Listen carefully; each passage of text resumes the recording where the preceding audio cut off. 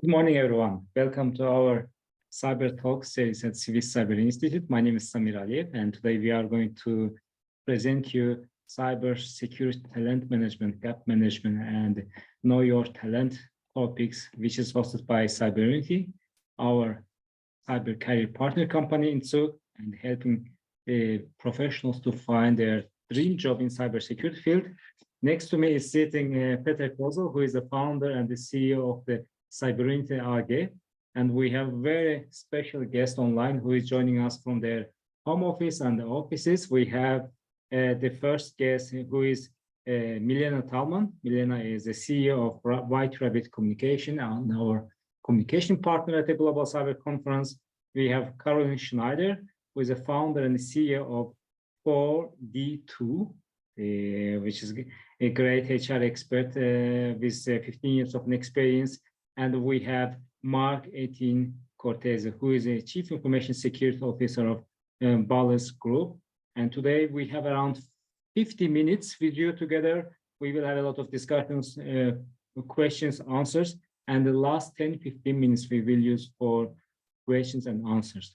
Please use your Q&A button on the bottom of your windows and send us your questions. I will be very happy to read those questions to our panelists and the moderators as well, and we will answer all the questions. Thank you very much for your time being with us today, Friday morning, and looking forward to hear from Peter Kosel first, who is sitting next to me. And the Peter, the stage is yours. Let's start with you. Thank you very much, Sam. Yes, thank you for having us, and thank you first to the panel and all the participants taking Friday as a chance to dive a little bit deeper in with us in the Know Your Talents approach. And yeah, the heavily discussed talent gap all over the world. And shortly to myself, I'm now in the talent market since 22 years in very different positions and worked at very different companies. So in management and IT consulting, in recruitment, and also on the high-tech side in the board of a well-known corporate company here in Switzerland, Sensirion. Some of you might know this firma, this company already. And yes, I experienced a lot about how to handle talents and how to be successful to win talents. And what I experienced in the last year and what brought me also out a little bit is reading all the articles and seeing all the graphs about talent gap and describe the war for talents. And yeah, we can talk about a lot of this. We can look at statistics, but at the end of the day, this is not the solution. The question is, what can we do, and how can we act in this heavily fighted market for talent and find and win the right talent for us? And that's what we want to talk about today. And a lot of companies complained really about the war for talents, and this is especially true in the IT world and even more in the cybersecurity world in which we find ourselves. But what we are really doing on day-to-day basis to overcome this talent gap. In our daily business, we do not really feel the war for talents. I don't know how you experience it, but that's what I said before. A lot of articles, a lot of statistics, but when you dive deep and when you are in touch with several candidates and companies, you cannot feel that there is a war outside. It's not that we want to have a war, especially in these times, but you cannot feel the urgency. And in our daily business, we see a lot, and we are a lot confronted with long bureaucracy, long recruitment processes, a little focus on future employees. And my question all the time is, why do we focus so much on future clients? And why do we not focus so much on future employers, which will make our company successful? And what we experience, for example, is time to interview. If a candidate applies, how long does it last until he gets the first message and the first interview from the company? We often experience that it takes up to 2 weeks and more. The same is with time to contract. Once they have decided to work together, how long does it take that the candidate, the future employee, will receive the contract? We sometimes see also times up to 2 weeks. And from my point of view, it's kind of ununderstandable, because it's not a surprise that we agree a contract today so I can send it at the same day or at the other day. And also another thing we experience is communication, for example, between the first and the second interview. It took also sometimes 2 weeks and more. And in this time, there is nearly no communication, and candidates are, in a situation where they don't know, do they like me? Do they like me not? Okay, I apply for another job, and then they are away. And sometimes what, it's my last example, is what we experience is behavior from the interviewer in the interview. Sometimes the interviewer comes a little bit late, or he leaves early, and yes, he says sorry, and there's a good explanation behind. But I would say if he would have a meeting at the board level, he might be in time. And so I just want to, why I'm telling you this is I want to see how is the priority on winning future talent. And so let's dive a little bit deeper and hear what our panel is thinking about that, what I said before. Do I see the things right? Am I too extreme? Mark, even if top talents can choose from several job offers, it does not seem that future employees have the same importance as future clients. Why is that the case, and how are things developing from your point of view? Yeah, thank you, Peter, for the question. I think not yet. I think it's a highly developing environment.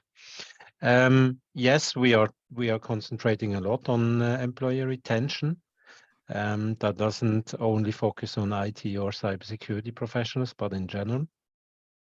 I see the points you mentioned before, with the delays. On our side at Bolos, for instance, we have an HR business partner for more than 200 people, one person. And you see there that this is sometimes the bottleneck. And what is the trend that I see is that we as line managers, specifically also in the cybersecurity realm, we are taking more and more up the responsibility of HR, because we have this bottleneck we have to deal with. For instance, when I hire somebody, in the meantime, I mean, there's obviously an elapsed time of 3 months normally. If it's only that long, sometimes it's even longer. I stay in contact with the person. HR plays no role in that. I pushed the contract to be sent as fast as possible. I stay from the very first minute of the interview until the last, because I see the necessity.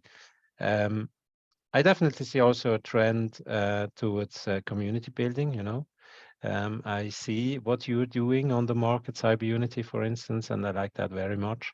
I think there are also industry-based community buildings that help you to keep up a certain pipeline. Those are the trends that I see. It hasn't reached yet all of the functions in the organization, and I think Bolos is not there alone out there with this challenge, I would say. Yeah. Okay. Thank you very much, Mark. And can I add a little question here, Peter? Yeah, absolutely, Milena. Very welcome. Mark, from my experience, candidates start expecting to have a cybersecurity person as a first person in contact during the whole process. So they are not waiting for HR to contact them or offering them a proper interview. They start to reach out directly to the organization or via to the LinkedIn or so. person. Yeah. Exactly. Yeah, sure. So what you do is not only the thing you want to do because you want to be in charge, it is also expected from the candidate, right? Yeah, sure. I mean, often people do contact me on LinkedIn, for instance, or on other channels, and not applying to the job as such.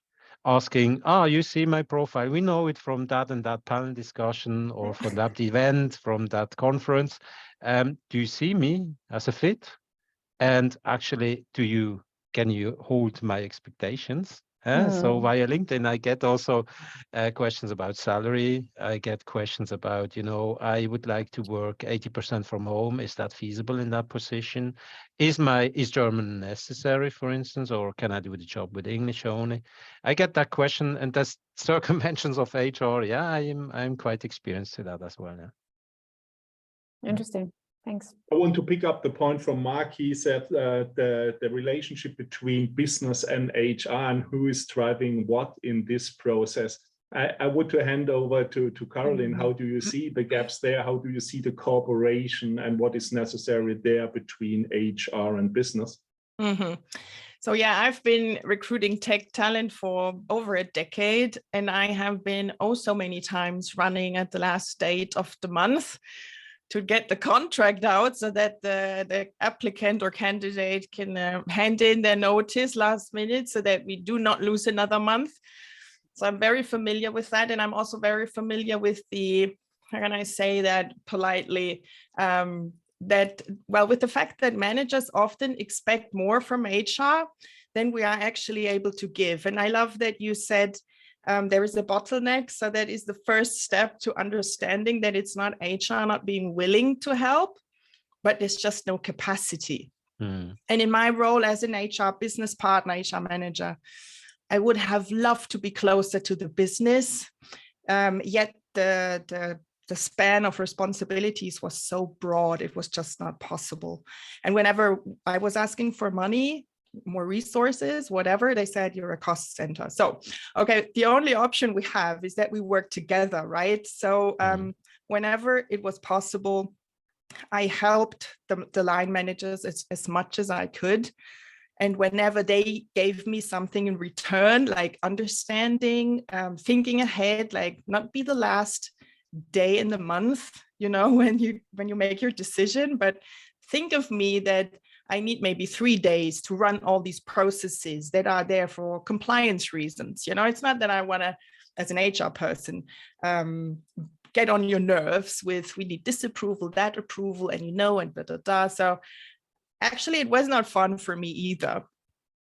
But it's just a necessity that we have to take into consideration that there are these processes, especially in larger corporations, we have to be compliant, et cetera, so that we as a team can have a great candidate experience delivered to those people we want to hire. We certainly have to work together, and I'm very much appreciative of all managers who are aware of that and who come to HR with this open mind of how can we make this happen so that we are both happy and we have a great candidate experience ready for people so that we get what the business needs, right? So that in the end is what counts in my perspective. And I have to admit there are some HR people who don't like to be so active or proactive, but then, I would always say reach out to them anyway. And maybe they are just glad that you hear and you understand, and then they are willing to give and work with you too. So it always goes both ways. And that's certainly something that I experienced and that I tested and worked well. The trend is definitely IT departments of a size of like, I don't know, we have 200 people, we have like 30 open positions. So a sixth of the positions of an IT department nowadays is open, unstaffed. Yeah. That's the trend that I see, and it's raising. And then how to deal with that? Then you have like, I don't know, 30 open positions, and I don't know how many prospects you have in parallel that you have to manage, and you run from one interview to the other. Yeah, definitely. That and then seems to be an issue. Yes, and sometimes because processes are just taking a long time, you lose candidates along the way. So you kind of start over. It's frustrating for everyone. It's just running after it, chasing the squirrel, like you say in the recruiting language. It can be really frustrating for everyone. So I like what you said earlier, also what Peter mentioned, that time to hire, time to contract, all these are metrics that we can look at also together, and who plays which role, and how can we make these things so efficient that they are delivered faster? Where are the bottlenecks in the process rather than in the functions? And how can we solve them together? Mark, I have a question to you as well. You just mentioned that you have around 30 positions is open. Is the only solution to look for someone external, or are you also going to retrain, reskill your employees? Yeah, sure. Position as well. Yeah. We also have retention plans. We have talent pools that we manage, that we maintain on a quarterly basis. Actually, yeah, we came down. We did that in the past only yearly. Now we do it that more often. Still, it has its limits. It has its limits also, intercompany. If you are as a corporation operating in multiple countries, what we also do is that we identify the people that are willing to relocate, which is less of a requirement or a demand nowadays, because you can work more remotely. But still, relocation is a topic. But then again, you have limits, and that's why then I say you have to reach out and look for communities that you build up, that you network, that you also know that people that then address you via LinkedIn when they see that you have an open position.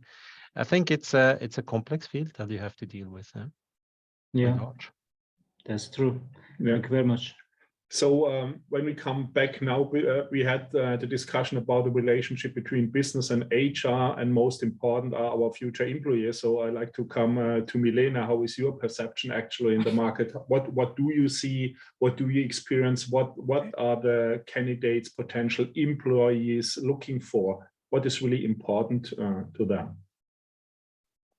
I mean, I'm working with security specialists, not in terms of they are looking for jobs with me. So I'm speaking with them freely about their expectations for the day-to-day work. And there they expect a lot of freedom in their ways of doing things. So what has been drafted up in the working force over the past years, where people expect you to be in the office from 8 to 5, to be there as a person, and to sit on your desk as much as you can, that is nothing those people are actually looking for. They're willing to work as much as they can, and they're willing to work a lot. I mean, I'm speaking night hours, but they're not willing to stay put because someone said so. And I think that's the biggest issue between the workforce around cybersecurity and the employers. Mm-hmm. From my perspective. Okay. And so also to the panel and all other participants, what do you see? Is salary really the biggest thing? I have some aggressive candidates, especially I had one last week I talked to, and he asked me the very first question, tell me all about the salary, the package, and from that we can start to discuss. Yeah, for me, I just stopped the discussion because, I would say if this is your first question, he asked me really that way. My first question always is, give me the salary, give me the whole package. And I answered him, okay, if this is the first question for you, this is also the last question for me, and we can end up the discussion here. Perhaps I'm a little bit too romantic and I should be more on facts, but I would not really say this is the right starting point for me. So talking about salary, car, part-time, holidays, home office, which you mentioned, being working flexible. And we talked a lot about the 4-day week. How is your perception? What the candidates really want? What should we offer? Should we perhaps talk from the very first second about the salary and the package, very hardcore? What do you think about that? I see increasing salaries, so the trend is definitely going up. Also on the expectation side, but I see also that more and more people look at the whole package, and that salary is not only the single decisive point, and that's also the people we are looking for actually. Do we need also, not only a professional fit, but also a personal fit, that this person fits to our culture, and that we also see potential that she or he stays for a longer time than just a few months. And therefore, we are also checking the salary aspect.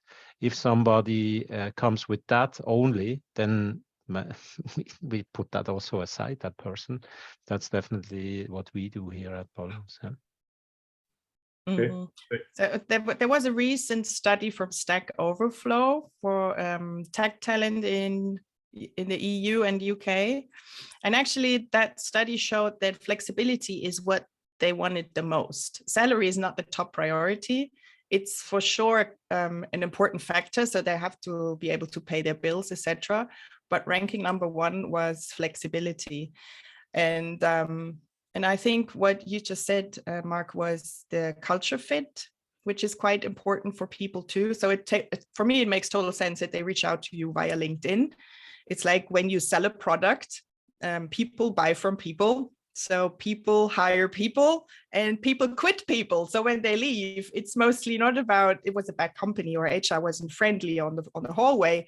It's often really related to management style, leadership, how happy are they with what they do, what Milena also said, how can they flourish and thrive, can they learn something, can they grow? So that's what they're actually looking for, flexibility, opportunities to grow, a place where they can be happy in a way, but still have all these baseline factors in place, of course, like the salary that fits. And one thing I wanted to mention in regards of a candidate opening the discussion with, hey, what's the package? From my side, I would always go back with a question and ask why it's so important for them to understand, maybe, is it what they are motivated by? Because then I would put them aside too. It's totally extrinsic motivation. And if they come for money, they leave for money. So, not that long-term motivated. But on the other hand, maybe there is more to it. And that's where I always say, think of the human side. Maybe they have financial struggles. Maybe there is a family member in a bad situation. They have to give them something. Maybe their car broke down and they need to secure their funds so that they can survive in a way, whatever. And then maybe dive into that and understand what's actually going on with that person. And yes, if they say, hey, I want the money and I don't care about anything else, then it's okay, we do. So thanks for the conversation and goodbye. But maybe that's a good thing to think about. And also you can learn about those people who are actually applying with you. Absolutely. Good point. I'd love to add something, Caroline, because I mean, we all had that experience where we were like really into a process for a new job role. And then we were too shy to ask for the money. Yes. And at the end of the process, like when we have invested hours and hours of talking and assessing, then we were like, okay, can we talk numbers now? And then it was like an experience you don't want to have again, because sometimes companies really offer shitty salary. So from my point of view, it's really legit to ask at the beginning if the salary will be in the range I expect it to be. Yeah. And secondly, what I wanted to say is, I don't know any person in cybersecurity that is not striving for management support. So everyone is really looking for indicators that they will be supported in their role with A, having the backup in doing something, and B, having the backup in terms of budget.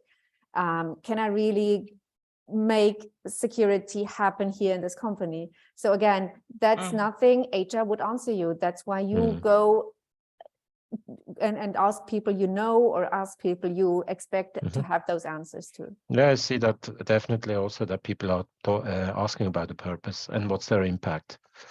Exactly. And because they want to have impact, and that's great to see also. Okay. Yeah. So coming back to talk about a little bit of the gaps, we had the introduction with the talent gap. What I experience in daily business is a big communication gap, especially a pre-job communication gap and a lack of relationship management, real relationship management. We have a very strong relationship management when it comes to our future clients. There we have a sales team. They are calling every day, they're visiting every day, they do a lot. And if they want to make the revenue tomorrow, they start 1 year ago with the whole process. If you want to hire a candidate, we start today. And when I talk to my clients, I ask them, when do you want to hire the candidate? It was yesterday. So, and then in the process, what I observe is there's a lack really of communication. What I mentioned before, from the first to the second interview, just give the candidate a small call and say, hey, it takes a little bit longer because this and that, but then you can show really that you are interested.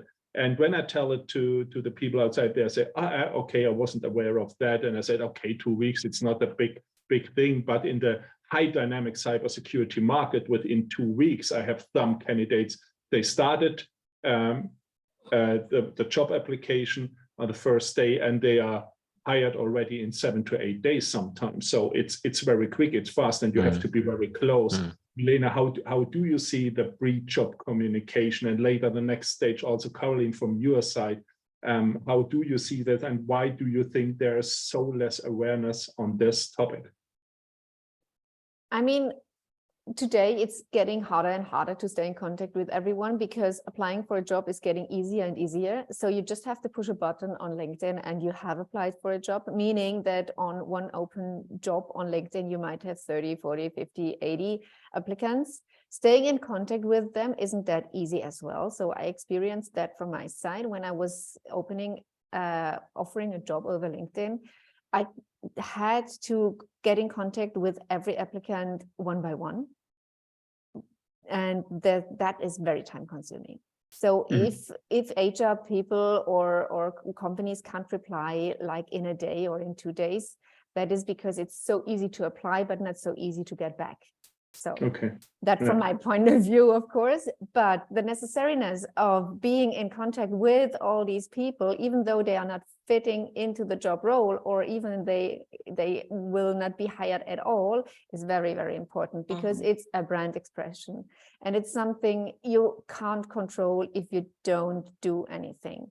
So not communicating is communicating as well. You know, you can't say nothing at all. So you have to have competences here, and you have to have a process here that takes over control over this process. If you do a job offering, or an opening, if you don't do it, then you don't have to communicate. Yeah, it's an easy conclusion for people to think, if that takes them forever, how long is it going to take for me to get this project approved? How long is it going to take me to, I don't know, do whatever? And we had it earlier, speaking of purpose and impact. And also, like, let's say they have on their website that they're a fast-paced company or whatever, or we make things happen, and then it takes 3 weeks until they hear back from sending in an application. So it's not adding up. And like Milena said, it's a brand communication, and there is an employer brand in that sense, which you are shaping by a poor process, basically. So, and yes, I was just thinking about what you were saying, Peter. And when I started in HR, we did all the applicant management manually with email folders. It was horrible. But we had the process that when nothing happened within 2 weeks, which was long, but it was a while back. So we would send another email. It was called Zwischenbescheid. So then we would say, hey, you know, we're on it. We're still very interested, So when that is not happening now with HR teams, and especially in larger companies, then I would always say, why don't they use technology for their job? And there is another gap, that HR people often are not that tech savvy. They don't think in these terms, but the tech is out there. There's lots of HR tech that can help shape these processes and run them very efficiently. And again, creating a great candidate experience, because then you would have, and I've worked with these tools, you would have an application come in, and then automatically it sends a standard confirmation of receipt. And then whatever you do in the process, you can trigger messages again. Well, on the other hand, candidates often say, oh, these standard messages, I don't like them. So, well, that's the trade-off. At least you get an information. But here again, we can have that connection between the line managers and the HR processes. Then let's say you get these automatically triggered messages, which are standard and not very personal.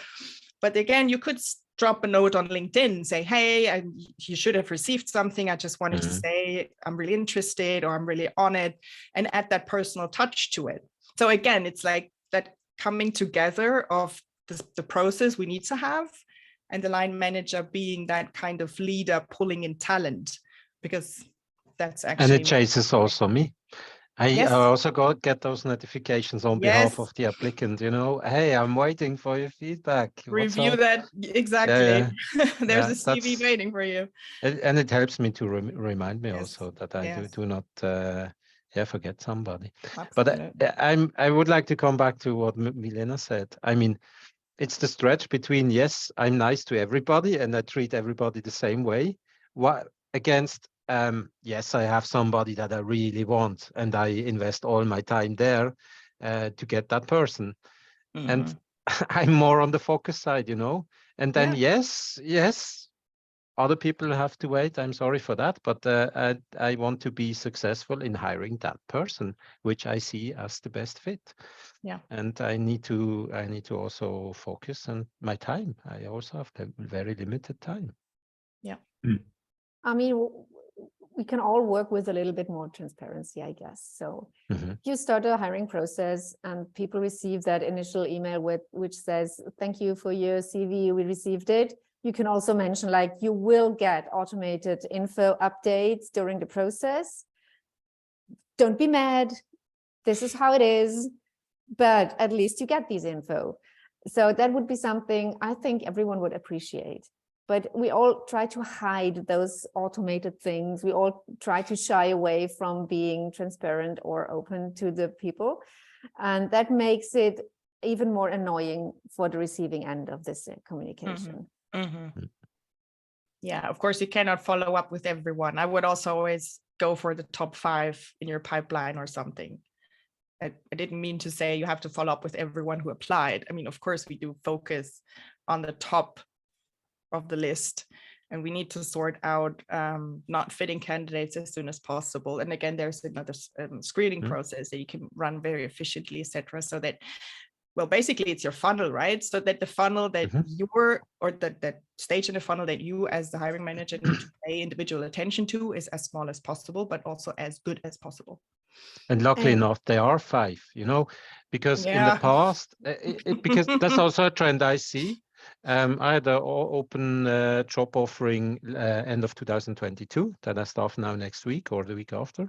And actually, I had much more applicants than 2019 when I also had another open positions.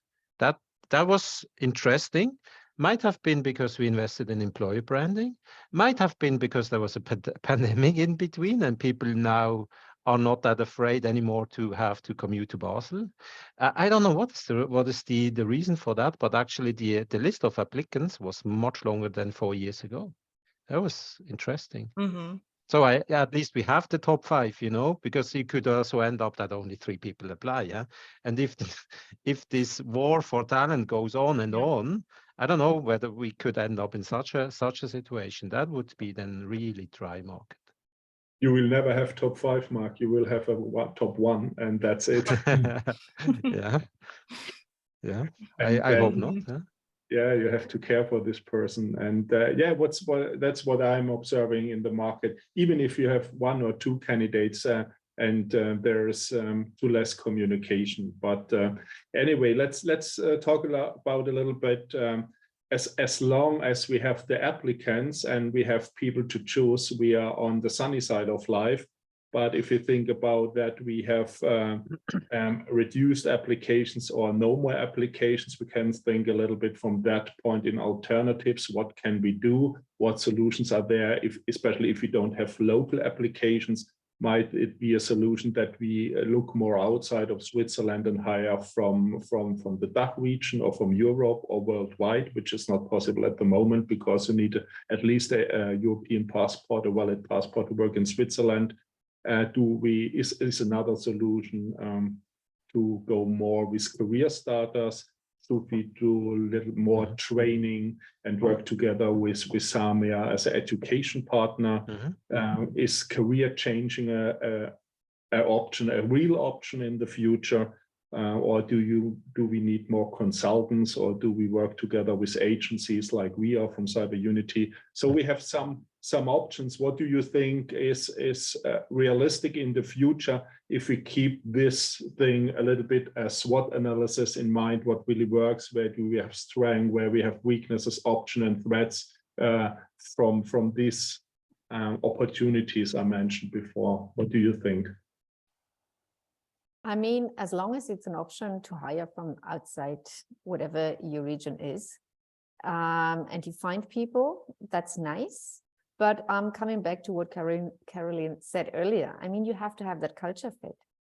And that's something you have to think of in advance before starting the process, instead of trying to look outside of your region, trying to hire people from abroad, and then you are surprised by the way they're thinking, by the way they expect you to be, by the way they delivering their work. So if you hire outside your cultural region, do the cultural fit in advance. That's the thing I want to add here. That's definitely important in the security domain, to hire for attitude. I think that's absolutely necessary. And then maybe you hire a more generalistic profile, and add a consultant who helps in the subject matter topics. That could be a solution. But I made very good experience in hire for attitude. Yeah. Okay. Yeah. And what do you think about career changers, train them, reskill own employees? Is this a real solution to find the level of knowledge you need in your companies? I mean, from my point of view, but I don't have to have that technical background thing. That's what Mark has to say later on. But cybersecurity people have to understand more about the business than ever. And if you can cross-skill people who understand the business already and get reskilled in the cybersecurity work, that would be really, really nice for a lot of companies to have. So a real option from your point of view, Milena? Huh? I mean, one of the only options, yeah. Okay. Yeah, I mean, if we look at the standard job advertisements, they are always listing quite a lot of things. And sometimes even those certifications like CISSP, CISM, etc., where you have to have 5 years of experience, practical experience in the niche. And only then you can start doing it. So it takes another, I don't know, it depends on how disciplined you are, a year or two, I don't know, to really achieve that certification on the side. So you need to look at people who are in the market with that experience for, let's say, 6 years. And how many are there? There's this talent shortage in the niche, 2 million people, I don't even recall, or 5, all these predictions. But then again, you could turn it around and say, I don't need to stick to this profile, but I want to have people with this profile in a certain amount of time. So you could bring someone in who has experience 2 or 3 years and then tell them, hey, we can do the certification together. Wow, they will be motivated to stay at least 2 years because they want to have this paper on their record. And again, they will be very hands-on, and you deliver something to them. And most likely, if you do your job right, they will be so intrinsically motivated to stay because they really enjoy working there, and you gave them something, and you can maybe point out a path to even further growth. Then you really pull someone in who will stay with you. And there we are with the retention topic again. So that's something what I see a lot, that hiring companies do want to stick to their profiles, what they need today, and don't really open up their mind to how can I train people to get there, or upskill people, or let's say it's a different tech function and they just need to niche down into the security, like doing an educational program there. So I do think it's a very good talent pipeline to further that view. Okay, I want to dive a little bit deeper in the topic of reskilling, career changers, education, and want to come over to Samir. Who is our education partner. How do you see, Samir, the market and especially the readiness from employers to reskill their people and for career changers especially? Thank you very much for the question. It's a really interesting question. What we see from our experience, there are 2 kinds of companies or employee in the market. The first one is which is not really, how can I say, what we are expecting. they are looking for kind of checkbox training that for the employee for compliance purpose, that they have in a training, but it is not helpful at all. It is waste of time for both sides. The second type of companies, they are really valuing the education, because without proper tool knowledge, expertise knowledge, people cannot be also successful in their day-to-day business, cannot bring a lot to the company, to their network, infrastructure, security. Therefore, we see that also there are the tech giants, also small SMEs and the KMO in Switzerland.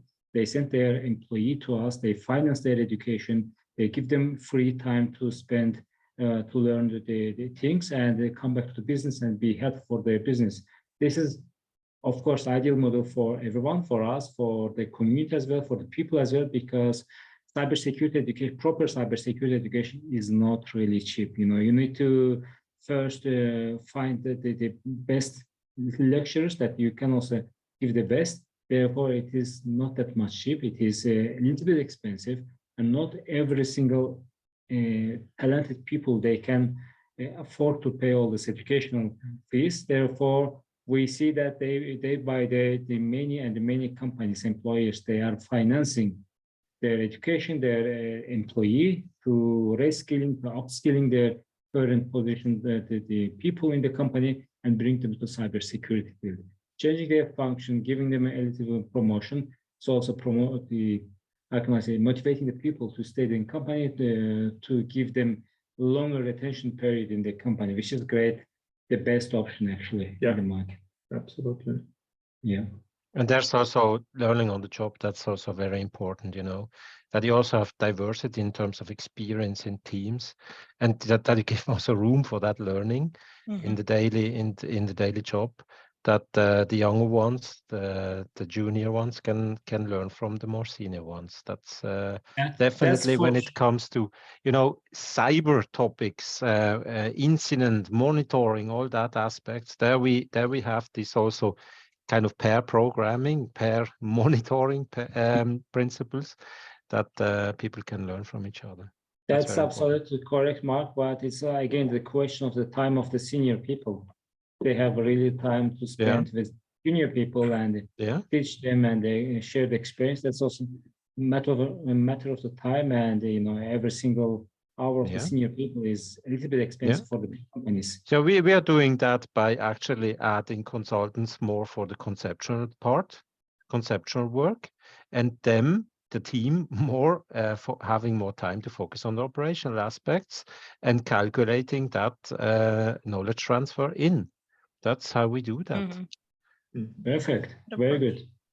Cool. Good. We have last 5-6 minutes, and we have a lot of questions that we can go to the questions, answer them. Yeah, absolutely. Any last round question or any advice to people who is looking for a job?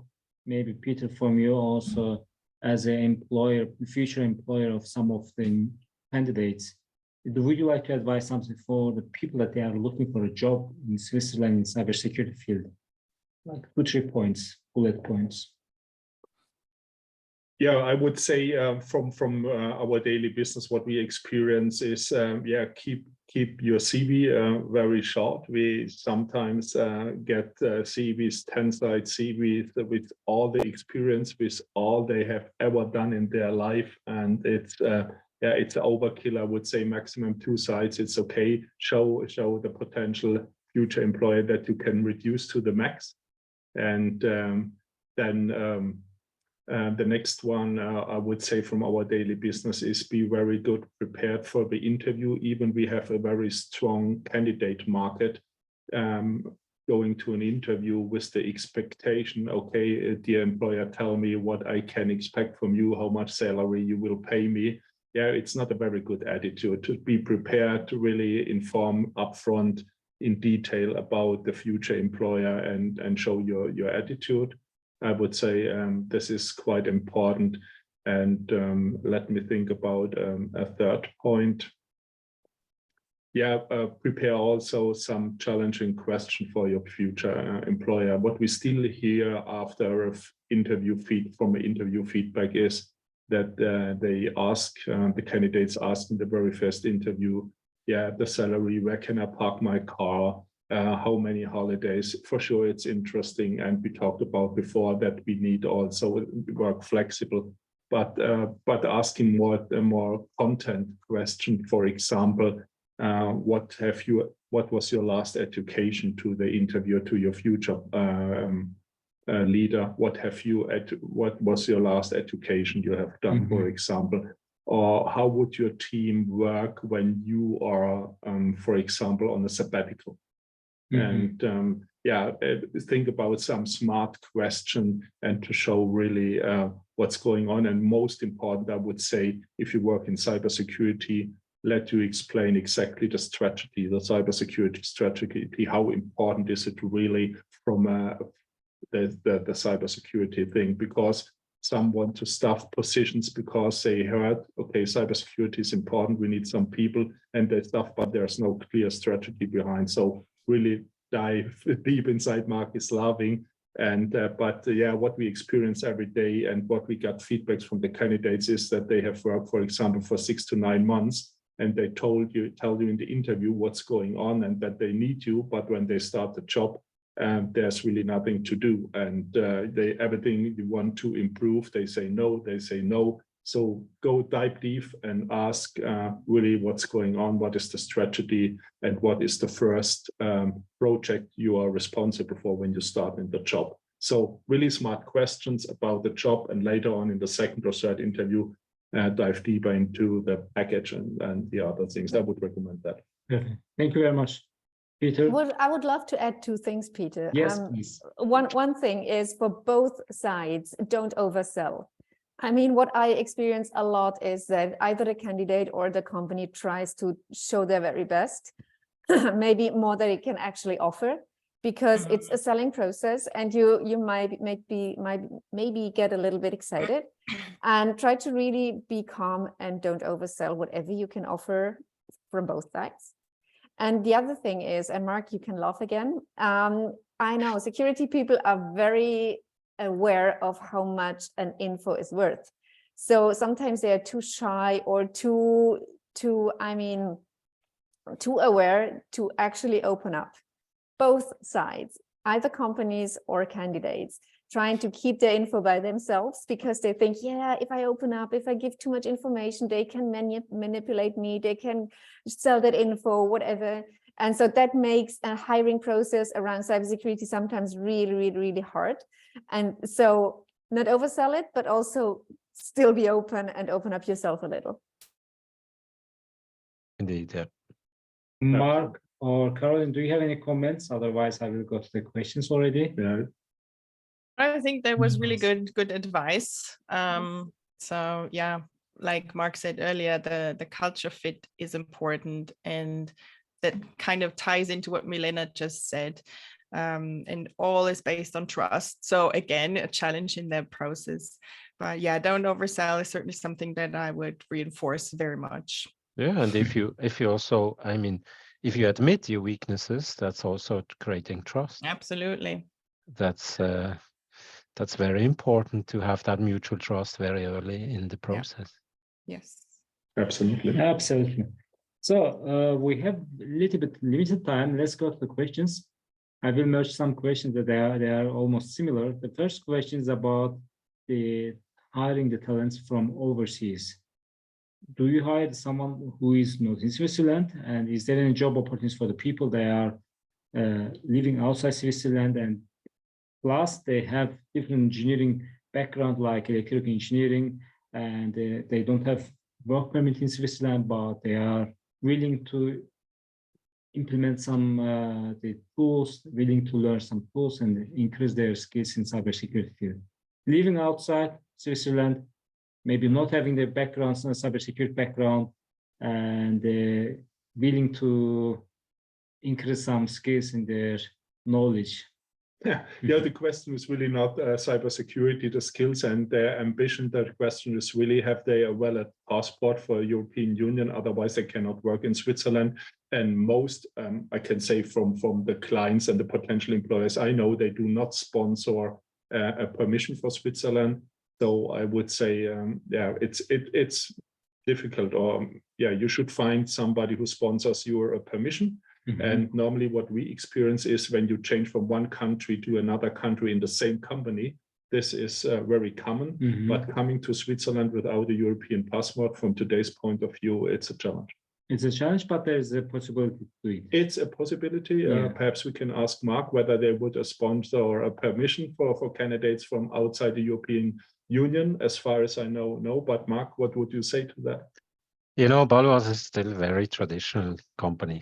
Although we are developing, we also hire now people that do not understand German, for instance. There are still exceptions.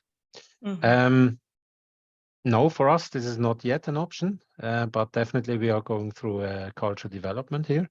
But currently, we foresee people to work 2 days a week here on site, because we also see the opportunities and the added value if we meet in person and work on the whiteboard and, you know, all these things. We want to have that as part of our culture. Still, you can work 60% from home. But not overseas, no. Okay, good. Thank you very much. I'm going to the next relative questions. If I don't have any computer engineering, computer science background, but I have experience in cyber insurance industry, do I have a chance to work in cybersecurity company? Maybe as a sales position, maybe, I don't know, the high position. We are doing that. We have made great experiences in actually on the awareness side, you know, profit from each other. You know, working in an insurance company that sells cyber insurance products is a very interesting field, actually, because you have very risk-aware people in a predominantly, let's say, not so aware domain like sales force.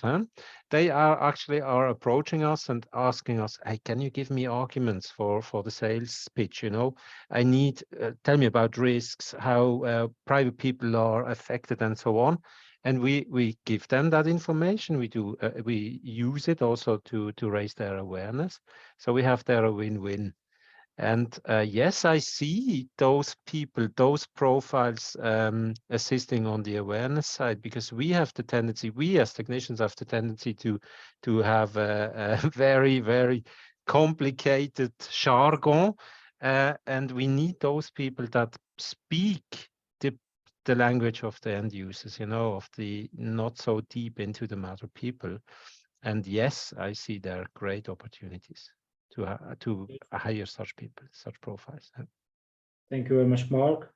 Well, we have another statement. It's not a question, but a statement.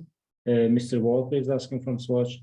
Based on my experience in the last time, the time of the old-fashioned job posting is over. Active recruitment by HR and the line managers brings more success, more value, and it's not just waiting the CV. This is from Mr. Walker. We know him. Then we have another question about the technologies. The question is about impact on the emerging technology on the recruitment processes. How do you see the technologies such as the AI factoring into the work you do into the HR practices and the potential overall impact on this technology on the HR domain in the medium term? AI, checking backgrounds, using maybe ChatGPT, etc., developing some new questions, assessment tools. Do you think that will impact your process as a traditional or modern service company? Well, from my point of view, it has potential. But like I said earlier, HR is not known for being very close to the most recent tech developments, let alone adopting them. Well, but there are these rumors about recruiting selection tools that filter for words. I mean, it's not really AI in that sense. So you would really need to find a use case for recruiting, for example, where it can help with giving you options what to do, or in that sense. But of course, there's a lot going on the performance side, for example, dealing with feedbacks from employees. There are great startups around in the area. But I would not expect AI to be such a strong driver in HR in the next, I don't know, 1, 2, 3 years. Certainly up and coming, but. Any comment from you, Mark?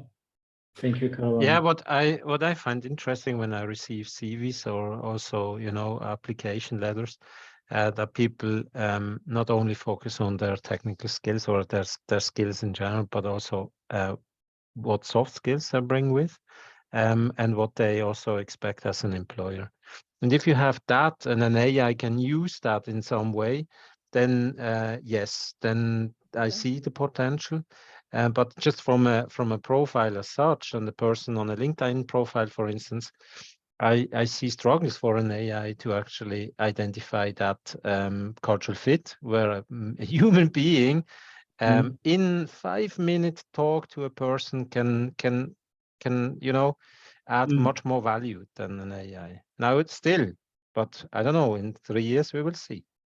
And I Yeah, think and I one of would the like to come strong back to Daniel Walder's statement. Sorry, Milena. Daniel said, yeah, the classical post and pray is away. It's long away, but we still do it. And this is also what I said at the very beginning, strong relationship management, be close to the candidates, give them a contact, give them a special message, be close. And I would not say from what we see today that artificial intelligence can substitute us, how we do relationship management on a certain situation. When I just give you a call, Mark, and tell you something special, which gives you a smile in your face and say, I like this guy, I want to work this guy. And I says, this is for me, the salt in the soup, which makes relations, which makes future cooperation. And yeah, I know, do you want to say something, Milena, about that? No, I just wanted to add that the strongest case I have seen in the whole candidate or hiring journey thing where AI came in was the background check. So I know a company that does AI related background checks, not only in terms of financial situation and everything, but also on how much data is there to make an impression on a person, how much data is there to draw a picture on what is to expect from that person, to make sure that whatever I experience in a process with that person can be validated by data that is there from that person.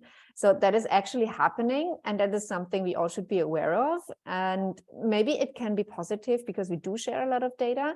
Maybe it can be negative because you might want to promise a potential employer that you are very reliable, and still you have open bills. You might have had a lot of things posted on Facebook in your past, and then this picture gets drawn away by the AI that already had background checked you.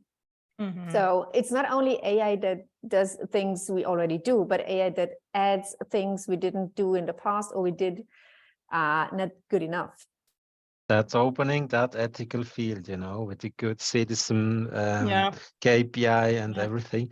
That's the discussion that we do not take up as a society, and we should, because this is approaching us very, very fast. It's actually happening. I mean, we don't talk about it, but these background checks, however, are happening. Yeah. So you should be aware of that. We have an impression out there. Have some more questions? Yes, we have one more question, which is not really directly to your industry, but it's about state or cantonal. Is the state or the cantonal authorities are doing enough public awareness to attract as well as educate cybersecurity skill talents, and support organization to fill the gap, talent gap? Do you feel any support from cantonal authorities or state that they have special initiative? What we know that from our experience for education, if you do cybersecurity specialist training and attending the federal exam, you get 50% course fee back from the government. This is a very good initiative. Candidates can get up to 11,000 Swiss francs refund. But is there an initiative for the recruitment? Yeah, I think this is one of the 7, or there might be even more with the update of the National Cybersecurity Strategy. 7 goals, is really to enable education. And there are some collaborations between the NCSC and some universities. Personally, I'm also teaching at the university. That helps me also to, fill that pipeline, because those students, I keep them as a contact for a while, and also via LinkedIn, by the way. I think I think in Switzerland we are doing more than we sometimes show to the outside world, and that also reflected in those indices where parliamentarians say then we are behind Tanzania whatsoever, or just next to Tanzania. I think education-wise is this really a strength of Switzerland. And yes, we shall invest even more in cybersecurity. Not only on authority side, but also, in the private sector. But I think this is something where we are on a good track yet, as a country, I would say. That's my personal opinion. Perfect. Thank you very much. I believe it's 12 o'clock. We finished. We had some questions, but let's keep the time on. Do you have any last word to our audience? Starting with you. Last Peter. word is thank you very much. It was a pleasure to talk to you all. And if there are some questions left open which are not answered, feel free to contact me directly via LinkedIn. I'm happy to help. And I would say all the people also around here are ready to help anytime. So please contact. No question should be left open. And yeah, that's from my side. And know your talent. Thank you very much, Peter, for hosting this event, and having you in the office is a great pleasure for us. And our valuable panelists, Caroline, Milena, Mark, any last word to the audience before we close the session? Yeah, let's strive for diversity. Ooh. Yes. Enjoy a relaxed weekend, everybody. Yes, enjoy the weekend. Thank you very much for your time. Thank you very much. Online attendees, stay safe, and looking forward to see you in another meeting. Bye, everyone. Bye, everyone. Thank Was you. great having you. Bye. Take care.